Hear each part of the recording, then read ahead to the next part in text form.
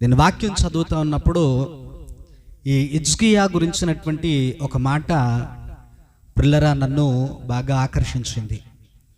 చాలా మార్లు ఈ వాక్యాన్ని చదువుకున్నాం, చాలా మార్లు ఈ వాక్యాన్ని నేర్చుకున్నాం, చాలా మార్లు ఈ వాక్యంలో ఉండేటువంటి భావాలు మనకు తెలుసు కూడా. అయితే నన్ను బాగా ఆకర్షించిన మాట, నన్ను ఆలోచింపజేసేటువంటి మాట ఏంటంటే, నీ సన్నిధానంలో నేను ఎట్లు నడుచుకుంటునో.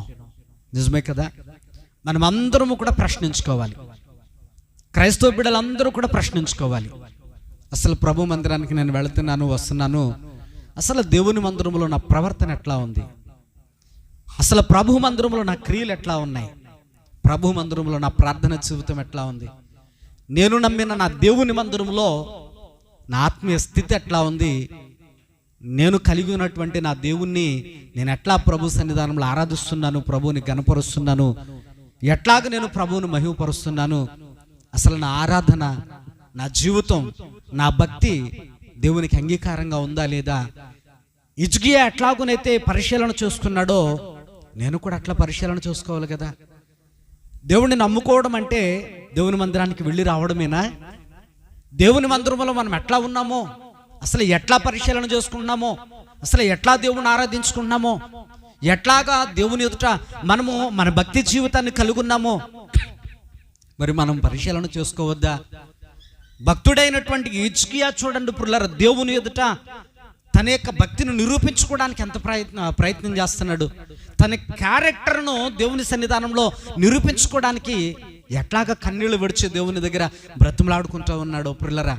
ఒక అర్హత కలిగినటువంటి వ్యక్తిగా దేవుణ్ణి ఎట్లాగ అడుగుతూ ఉన్నాడో ప్రియులారా. ఒకసారి నేను పరిశీలన చేసి ఆ వాక్యాన్ని చదువుతున్నప్పుడు ఆ వాక్యం నన్ను చాలా గట్టిగా పట్టుకుంది. నేను అనుకున్నాను, నిజమే, ప్రతి ఒక్క బిడ్డ ఈ వాక్యం గురించి తెలుసుకోవాలి. ప్రతి ఒక్కరూ దేవుని మందిరానికి వచ్చే ప్రతి ఒక్కరూ కూడా అసలు దేవుని మందిరంలో వారి క్యారెక్టర్ ఎట్లా ఉంది, దేవుని మందిరంలో వారి ఆత్మీయ స్థితి ఎట్లా ఉంది, అసలు మనం చేసేదంతా కూడా దేవుడు అంగీకరిస్తూ ఉన్నాడా లేదనంటే మనం ఏదో ముఖస్తుతి చేసేటట్లుగా, లేదా భక్తి చేస్తున్నాం క్రైస్తవులం కాబట్టి అన్నట్టుగా ఒకవేళ మన ఆత్మీయ జీవితం ఏదో అట్లా తేలిపోయి అందరూ చూస్తున్నారు మనం చూస్తున్నాం అన్నట్టుగా ఉందా? ఒకసారి మనం చూడాల్సింది దేవుని వైపు కదా, మనుషుల వైపు కాదు కదా. మన భక్తి పోల్చుకోవాల్సింది వాక్యంతో, ఆయన చెప్పిన మాటలతో, ఆయన ఎట్లాగా విశ్వాసం కలిగి ఉండమన్నాడో, ఎట్లాగున మనం ఆత్మీయ జీవితాన్ని కలిగి ఉండమన్నాడో అసలు వాక్యంతో కదా మనం పోల్చుకోవాల్సింది. నేను వాళ్ళకిలాగున్నానా, వీళ్ళకిలాగున్నానా, వాళ్ళకిలా ప్రార్థన చేస్తున్నానా, వీళ్ళకిలాగా పాటలు పాడుతున్నానా, లేదా ఎవరికిలాగైనా నా ఆత్మీయ జీవితం ఉందా అని మనుషులతో పోల్చుకుంటున్నానా? అది కాదు కదా నా ఆత్మీయ జీవితం.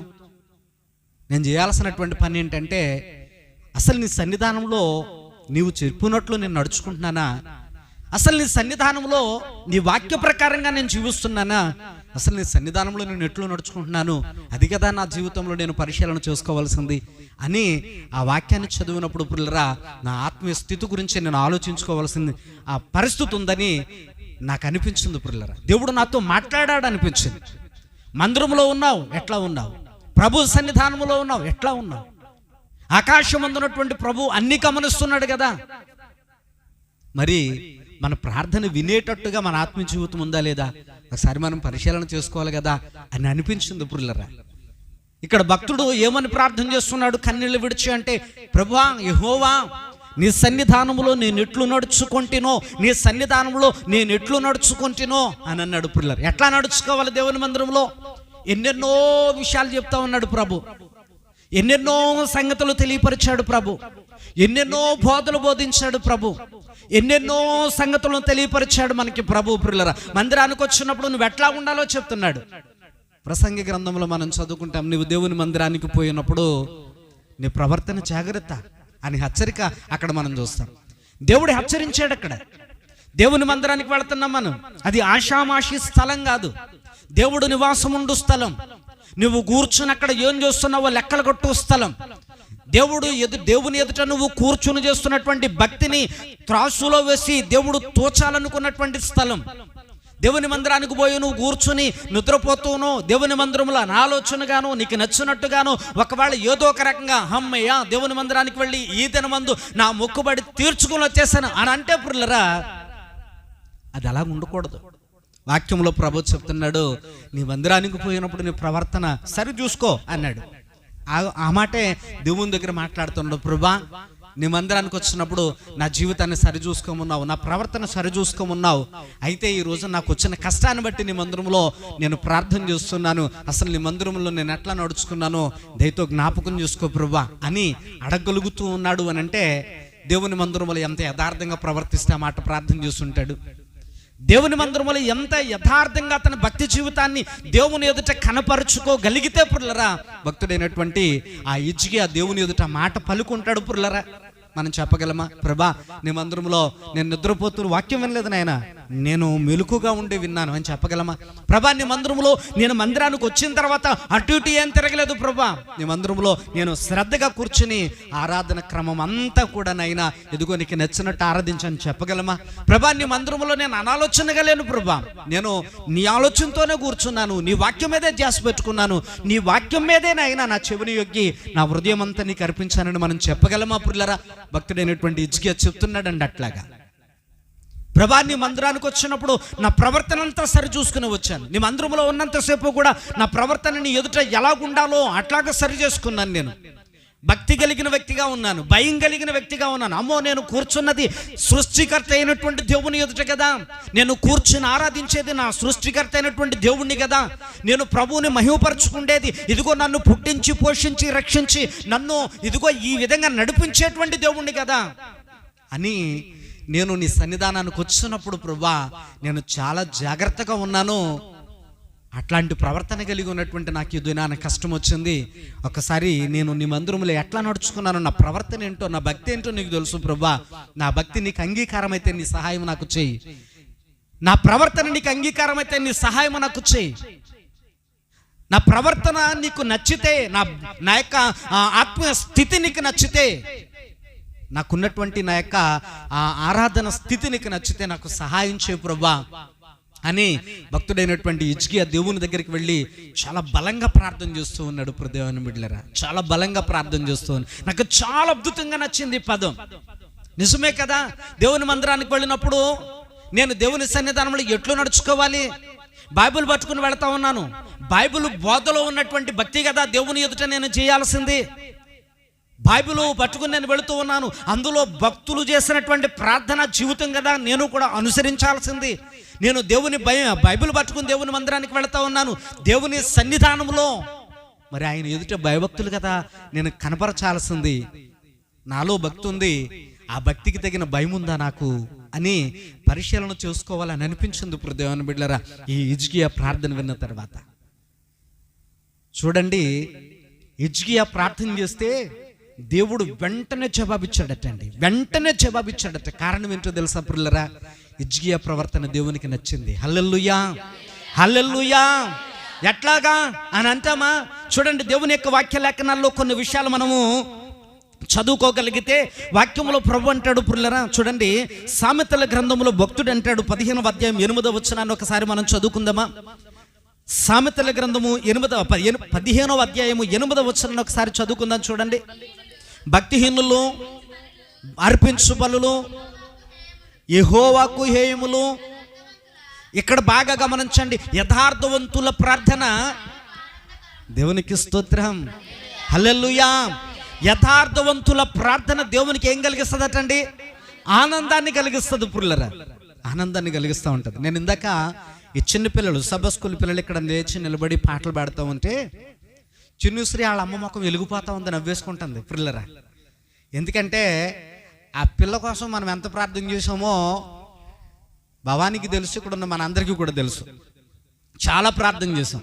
ఆ పిల్లలు వచ్చి ఆ మైక్ కట్టుకుని రాజాని సన్నిధిలో అని పాడుతూ ఉంటుంటే ముఖం నిండా నవ్వే, ముఖం అంతా నవ్వు చేసేసుకుని నవ్వుతుంది ఇప్పుడు దేవుని బిడ్డ. నేను గమనించాను, ఒక తల్లి మనసు ఎట్లా ఉంది, ఎంత ఆనందంగా ఉంది, ఎంత చక్కగా నవ్వుతా ఉంది, హృదయంలో ఎంత సంతోషిస్తూ ఉందో ఆ బిడ్డ.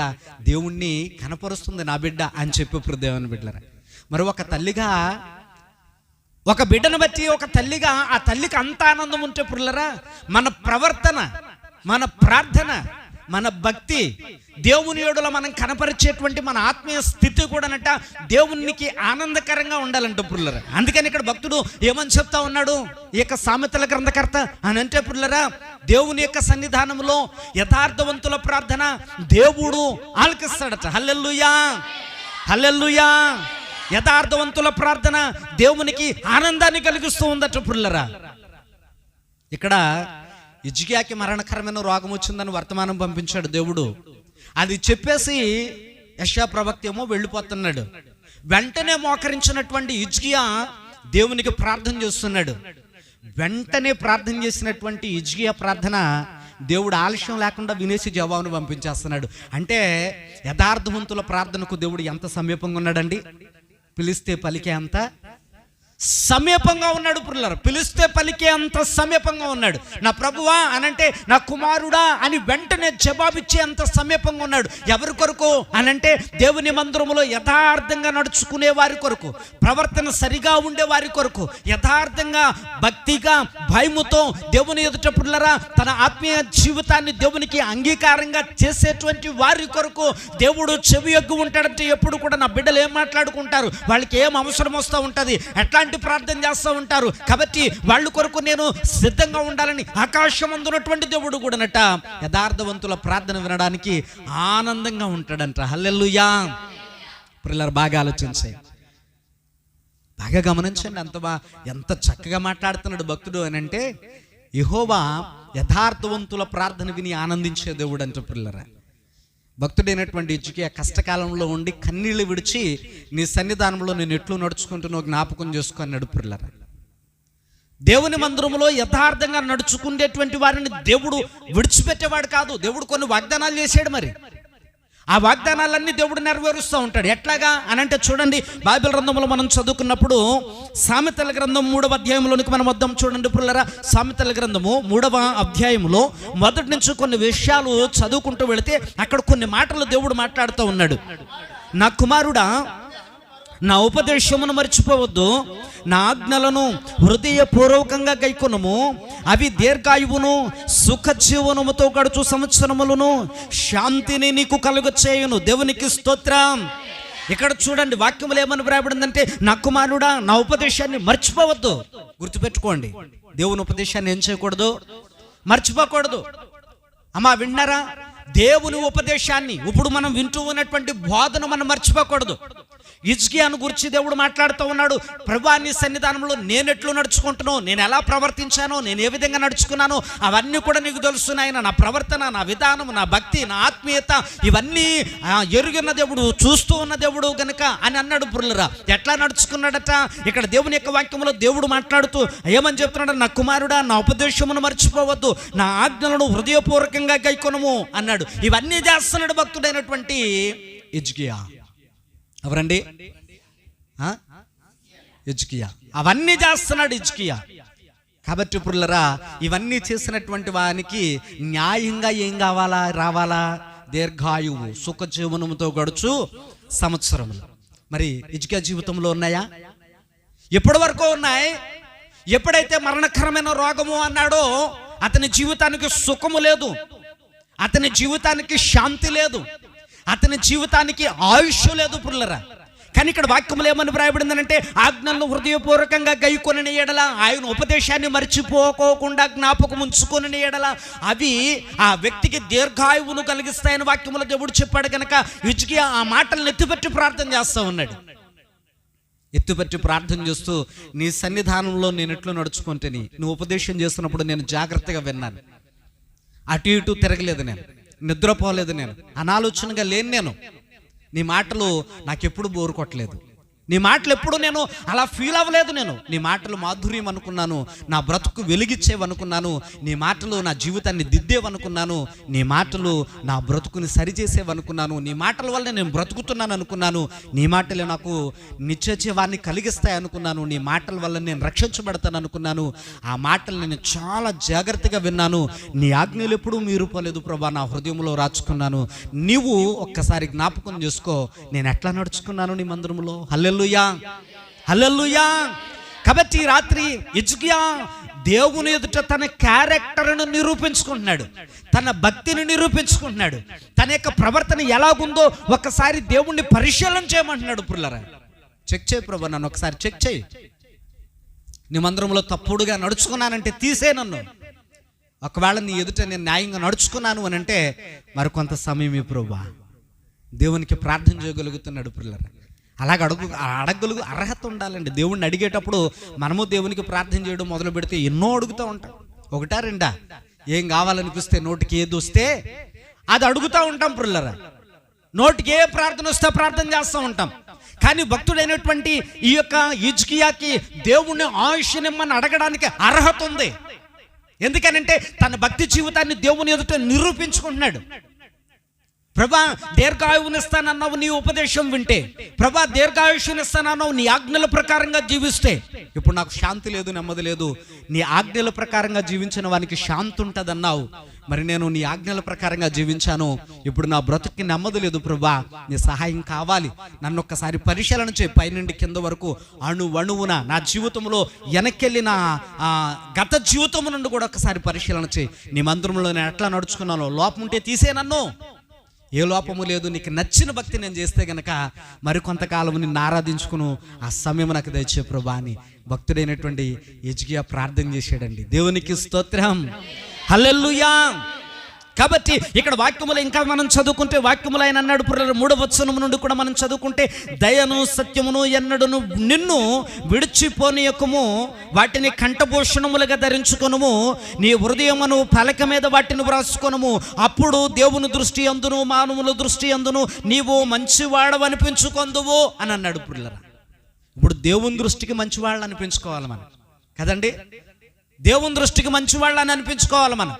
ఇప్పుడు భక్తుడైనటువంటి హిజ్కియా ఎట్లా నడుచుకున్నానని చెప్తున్నాడు అనంటే చూడండి, మరలా 2వ రాజుల గ్రంథము 20వ అధ్యాయము 3వ వచనంలోనికి మనం వచ్చేద్దాం. పుల్లరా చూడండి, 2వ రాజుల గ్రంథము 20వ అధ్యాయము 3వ వచనంలో ఏమని చెప్తా ఉన్నాడో కొన్ని విషయాలు మరలా చదువుకుంటూ వెళదాం. ఇక్కడ అంటాడు పుల్లరా, నేనెట్లు నడుచుకుంటునో నీ దృష్టికి అనుకూలముగా సమస్తమును నేనెట్లు జరిగించుతునో కృపతో జ్ఞాపకము చేసుకునమని హిజ్కియా కన్నీళ్లు విడుచుచు ప్రార్థన చేస్తూ ఉన్నాడు. మొట్టమొదటి మాట, యెహోవా యథార్థ హృదయుడనై సత్యముతో. చూడండి పుల్లరా, 2 మాటలు కనపడుతున్నాయి, యథార్థ హృదయము సత్యము. అక్కడేమన్నాడు భక్తుడు, సామెతల గ్రంథంలో పుల్లరా, దయను సత్యమును యథార్థతను విడిచిపోకూడదు అన్నాడు. అన్నాడా? దయను సత్యమును నీవు ఎన్నడును నిన్ను విడిచిపోకోకుండా చూసుకో. అవి నీ దగ్గర ఉంచుకో, నీ దగ్గర అవి నీ దగ్గర ఉండేటట్లు చూసుకో.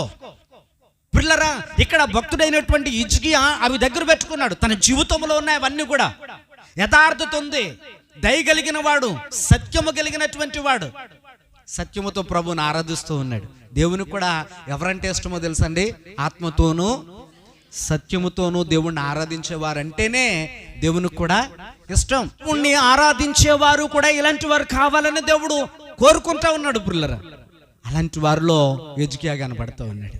ఇది నా వాక్యం వింటున్న నీ జీవితంలో ఎప్పుడైనా ప్రభా నీ సన్నిధానంలో నేను ఎట్లా నడుచుకున్నాను ఒకసారి జ్ఞాపకం చేసుకో. అప్పుల్లో ఉన్నాను, బాధల్లో ఉన్నాను, కష్టాల్లో ఉన్నాను, వ్యాధుల్లో ఉన్నాను, నిందల అవమానాల మధ్య బ్రతుకుతూ ఉన్నాను, శాంతి లేకుండా ఉన్నాను, నెమ్మది లేకోకుండా ఉన్నాను, చాలా శ్రమలు కలిగిన జీవితాన్ని నేను జీవిస్తూ ఉన్నాను. ఒక్కరోజు కూడా నిద్ర పట్టలేని నెమ్మది నాకు లేదు ప్రభా. నెమ్మది లేని జీవితమే నా దగ్గర ఉంది.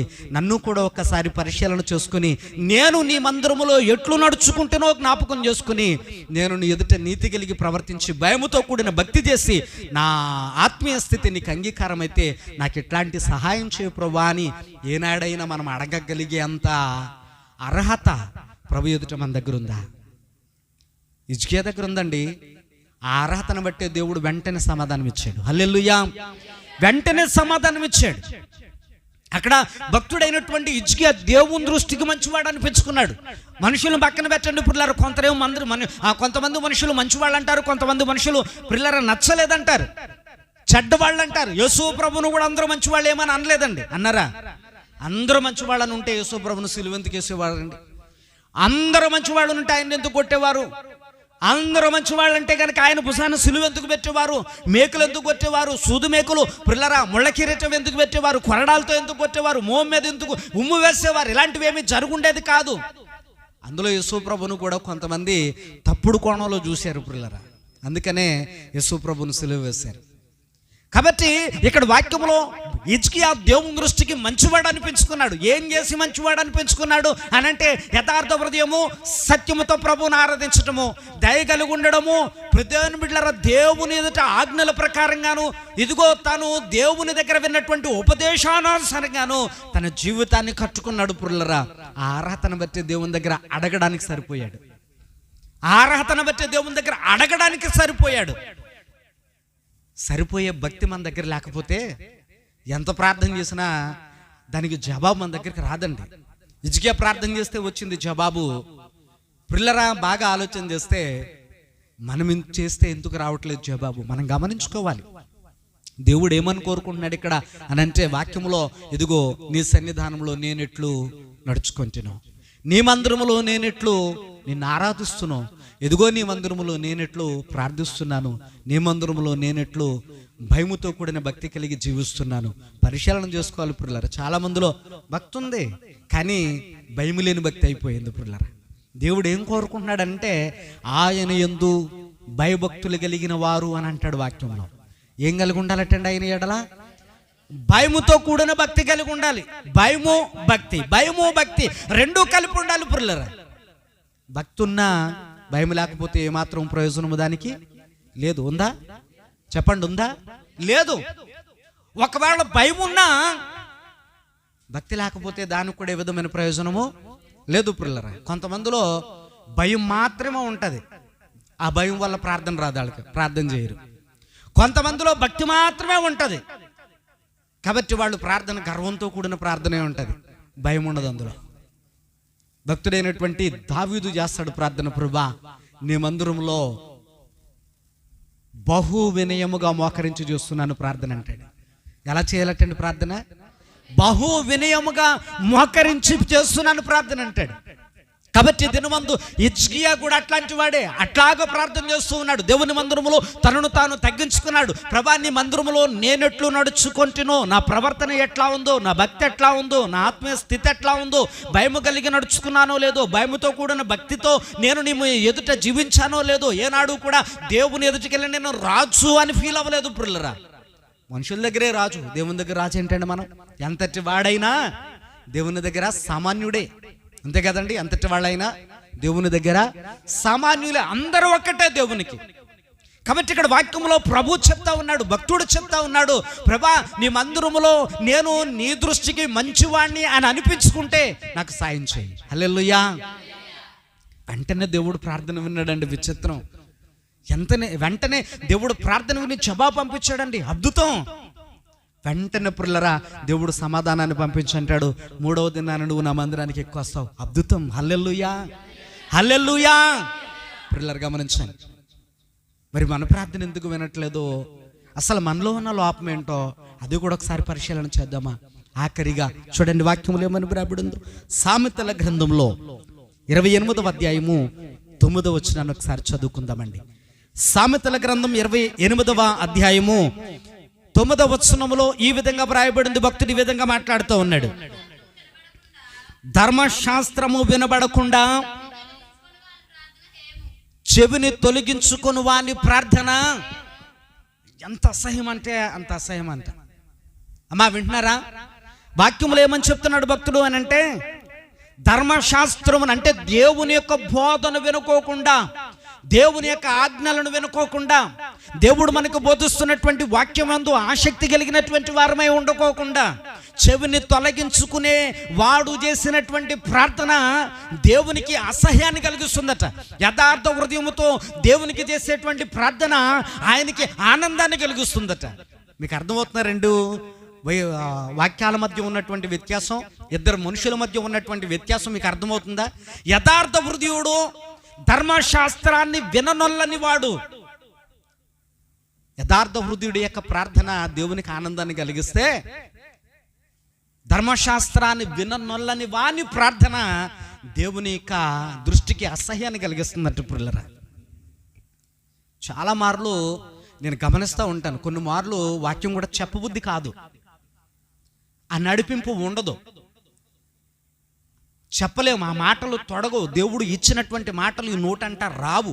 కారణం ఏంటంటే ప్రార్థన జరుగుతూ ఉన్నప్పుడు వాక్యం ప్రకటిస్తూ ఉంటుంటే పక్క చూపులు చూస్తూ ఉంటారు, వాక్యం ప్రకటిస్తూ ఉంటుంటే పక్క వాళ్ళతో మాట్లాడుతూ ఉంటారు, వాక్యం మాట్లాడుతూ ఉంటుంటే మధ్యలో లేచి వెళ్ళిపోతూ ఉంటారు, వాక్యం మాట్లాడుతూ ఉంటే ఆ గల్లు గల్లుమని ఆ కాళ్ళకి శబ్దాలు పెట్టుకుని డిస్టర్బెన్స్ చేస్తూ ఉంటారు. అది ఎంత ఇబ్బందిగా ఉంటుంది తెలుసా పిల్లరా? ఈ స్థలం ముందు నిలవబడి దేవుని స్థలంలో మాట్లాడుతూ ఉంటే ఆ ఇబ్బంది ఏంటో మీకు అర్థమవుతుంది. అందుకని కొన్ని మార్లు దేవుని బిడ్డలరా, దేవుని యొక్క వాక్యం చెప్పడానికి కూడా అలాగా వెనకబడాల్సి వస్తూ ఉంటుంది పిల్లరా. వాక్యంలో దేవుడు కూడా అంటాడు, ఏమన్నా తెలుసా? ముత్యాలు ఎక్కడ వేయకూడదటండి, చెప్పండి, ఎక్కడ వేయకూడదు? పందుల ముందు వేయకూడదు. ఎందుకనంటే అవి ముత్యాలు ఎంత ఖరీదైనవి అయినా పంది ఆ రోతలో పెట్టినటువంటి మూతి తెచ్చుకుని దీనికి అంటేస్తుందే తప్ప దీని విలువ పందికి తెలియదు.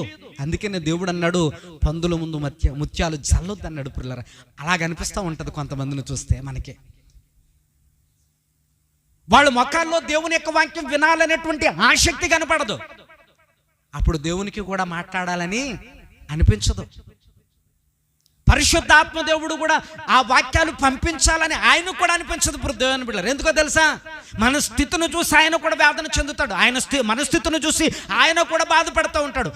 మన స్థితిని చూసి పిల్లరా మాట్లాడుతూ పక్క చూపులు చూస్తూ పిల్లరా ఇదిగో లేచి వెళ్ళిపోతూ నీకు ఇష్టం వచ్చినట్లుగా అటు నడుస్తూ ఇటు నడుస్తూ ఏమండి ఆ గజ్జెలు పట్టీలు వేసుకుని ఇబ్బంది పెడుతూ ఆ శబ్దాలు చాలా ఇబ్బందికరంగా మాట్లాడుతూ ఇబ్బందికరంగా ప్రవర్తిస్తూ అలాగ ఉండడం వల్ల పిల్లరా మొత్తం నడిపింపంతా పోయి పరిశుద్ధాత్మ దేవుడు మన దగ్గర కూడా ఉండడానికి ఇష్టపడు పిల్లరా. అప్పుడు చూడండి, వాక్యం ఎంత చెప్పాలనుకున్నా తేలిపోయి వెళ్ళిపోతూ ఉంటుంది. అది దేవుని మాటలాగా ఉండవు మనకి, ఆత్మీయత కలిగిన మాటలాగా ఉండవు మనకి. కారణం ఏంటో తెలుసా పిల్లరా? వాక్యంలో ప్రభు చెప్తున్నాడు, ధర్మశాస్త్రాన్ని విననొల్లని ప్రజలు కూడా ఉన్నారంటున్నాడు. దేవుని యొక్క ఉపదేశాన్ని కూడా చెవి యొక్కని పిల్లలు కూడా ఉన్నారని చెప్తున్నాడు. అట్లాంటి వాళ్ళు కూడా ప్రార్థన చేస్తారంట. ధర్మశాస్త్రం లేనటువంటి వాడు ఏ ప్రార్థన చేస్తాడు?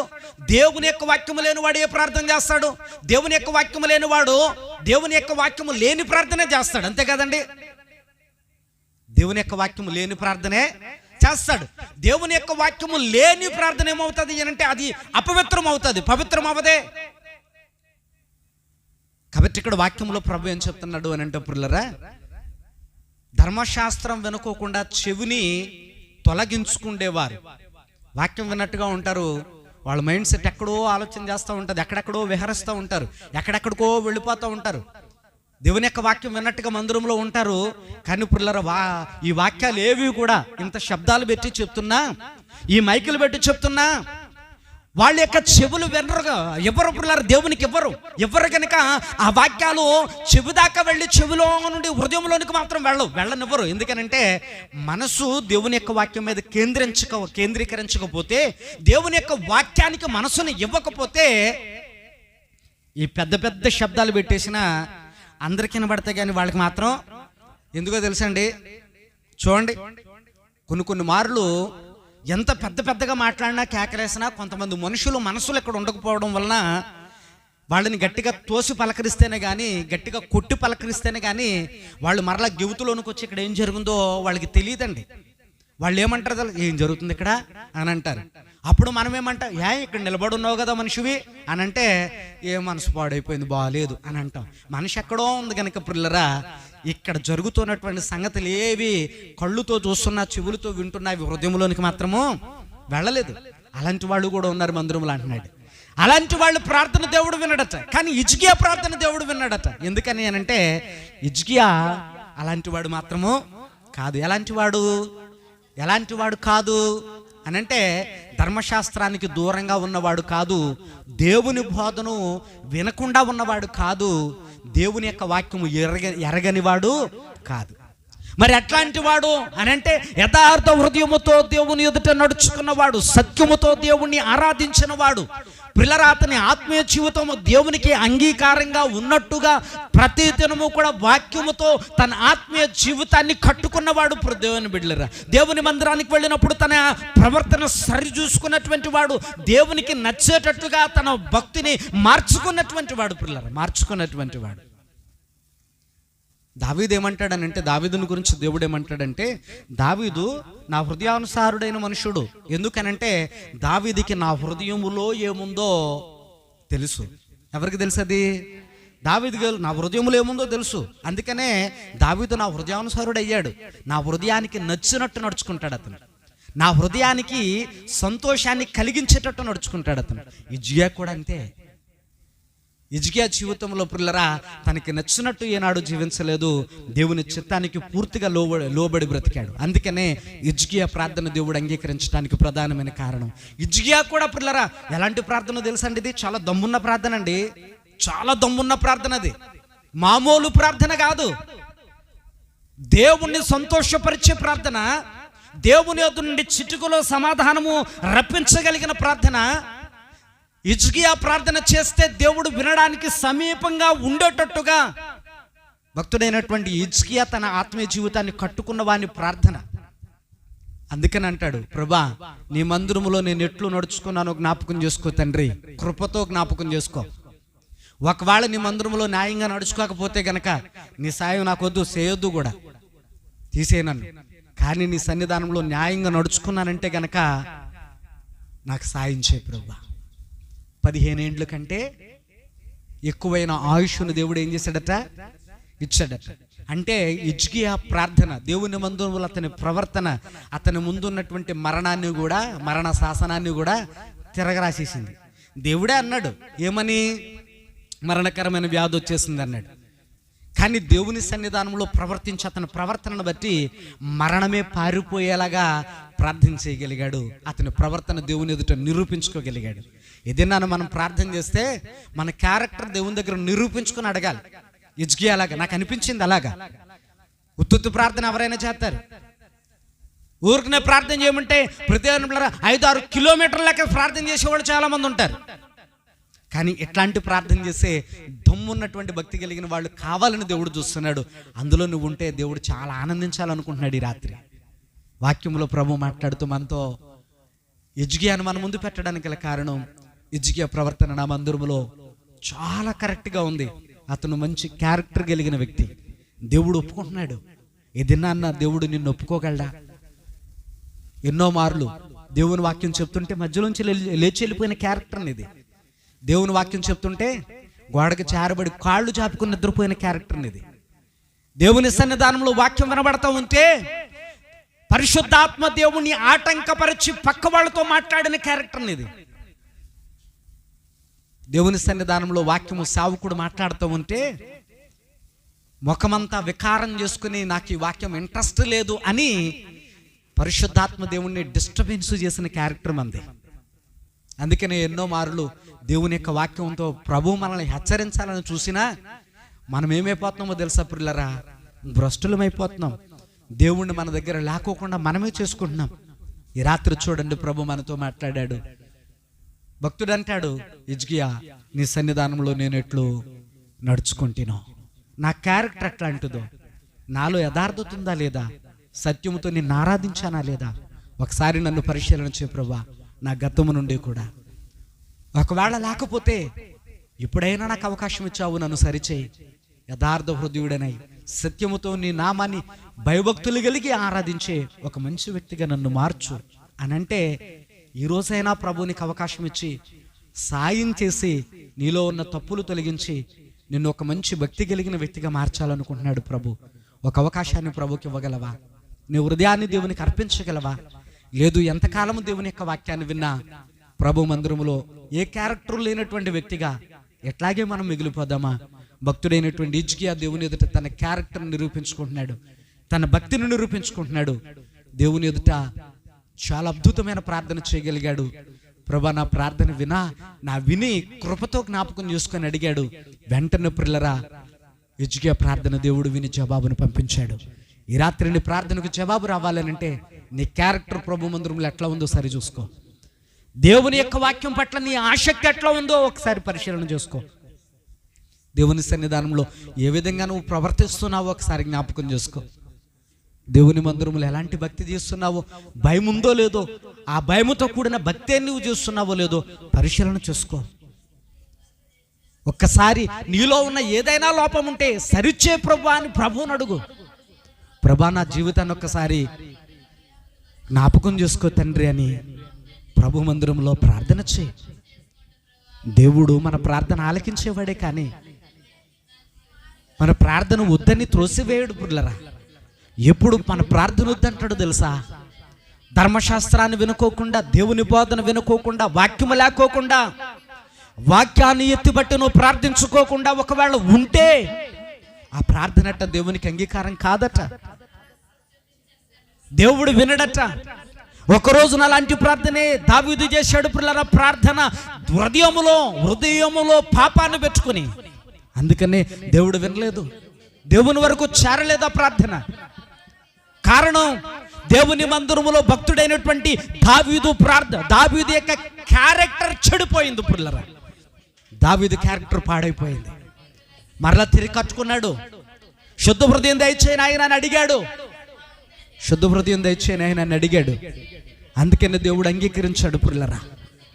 ఈ రాత్రి వేళ దేవుడు నిన్ను కూడా పరిశీలిస్తా ఉన్నాడు. నువ్వెట్లా నడుచుకుంటున్నావో చూస్తున్నాడు ఆయన. నువ్వెట్లా ప్రార్థిస్తున్నావో చూస్తున్నాడు ఆయన. మొఖస్తుతి చేస్తున్నావా, నిజంగా మోకరించి ప్రార్థిస్తున్నావా? నీ ఆత్మస్థితి దేవునికి నచ్చుతుందా, లేదనంటే నరులకు నచ్చేటట్టు నువ్వు చేయగలుగుతున్నావా? ఆకాశముందున్నటువంటి దేవుని దగ్గర నువ్వు అన్నీ లెక్క చెప్పాల్సి ఉంది సహోదరి. ఓ నా సోదరుడా, దేవుడి రాత్రి కొద్ది మందిగా ఉన్న మనతో మాట్లాడాడు. జ్ఞాపకం తెచ్చుకో, ఈ వాక్యము నీతో ఎందుకు మాట్లాడాడు? దేవుని ఎదుట మన క్యారెక్టర్ ఎట్లా ఉంది? దేవుని సన్నిధానంలో మన ప్రవర్తన ఎట్లా ఉంది? దేవుని సన్నిధానంలో మన హృదయం ఎట్లా ఉంది? మనం చేసేటువంటి ప్రార్థన హృదయంలో నుండి ఏ విధంగా బయటకు వస్తూ ఉంది? మనకి దేవునికి మధ్య ఎన్ని అడ్డుగోడలు ఉన్నాయి? దేవునికి మనకి మధ్య ఎన్ని రకాలైనటువంటి పుల్లరా తప్పులు అడ్డుగోడగా నిలబడుతున్నాయి? నీ ప్రార్థన దేవుని దగ్గరికి వెళ్ళకోకుండా ఎన్ని అడ్డుగా నిలబడతా ఉన్నాయి? పుల్లరా, నీ మనసుకు ఖచ్చితంగా తెలుసు నువ్వు ఎలాగున్నావో. దేవుని సన్నిధానంలో నువ్వు ఎట్లా ఉన్నావో ఖచ్చితంగా నీ హృదయానికి తెలుసు. వాక్యాన్ని వినే వ్యక్తిగా ఉన్నావా? దేవుని వాక్యాన్ని ఇంట్రెస్ట్గా వింటూ ఉన్నావా? ఏదో వచ్చాను కాబట్టి నిద్రపోయినా పర్వాలేదులే అనుకుంటూ ఉన్నావా? నీ ప్రార్థనలో వినయం ఉందా? నీ భక్తిలో భయం ఉందా? వచ్చిన నీ ప్రవర్తనలో పిల్లల యథార్థత ఉందా? నీ ఆరాధనలో సత్యం ఉందా? ఇవన్నీ ప్రభు అడుగుతున్నాడు. ఇవన్నీ నా దగ్గర ఉన్నాయి ప్రభు అని చెప్పగలుగుతున్నాడు హిజ్కియా క్యారెక్టర్ ముందు మరణము, వ్యాధన నిలబడలేకపోయాయి. మరణకరమైనటువంటి వ్యాధి నిలబడలేకపోయింది. మరణ శాసనమే తిరిగి రాయబడింది. మరణపు ముల్లే విరవబడింది. 15 సంవత్సరాల ఆయుష్ను మరలా తిరిగి భక్తుడైనటువంటి హిజ్కియా సొంతం చేసుకోవడానికి గల కారణం ప్రభు మందిరంలో అతని క్యారెక్టర్. దేవుని బిడ్డలారా, అతని క్యారెక్టర్. ఇదే నన్ను మనం ఎట్లా ఉన్నాము ఒకసారి పరిశీలన చేసుకుందాం. ప్రభు మందిరంలో ప్రార్థన చేద్దాం. ప్రభు నన్ను ఒక్కసారి జ్ఞాపకం చేసుకుని అయినా అని హిజ్కియాలాగా మార్చమని, అలాంటి క్యారెక్టర్ కలిగిన భక్తి కావాలని, నాలో ఉన్న తప్పులన్నీ తొలగించి నన్ను సరిచే ప్రభు అని ప్రార్థన చేద్దాం. అలాగున ప్రార్థన చేద్దాం. అలాగున మనం ప్రభు మందిరంలో ప్రార్థన చేద్దాం.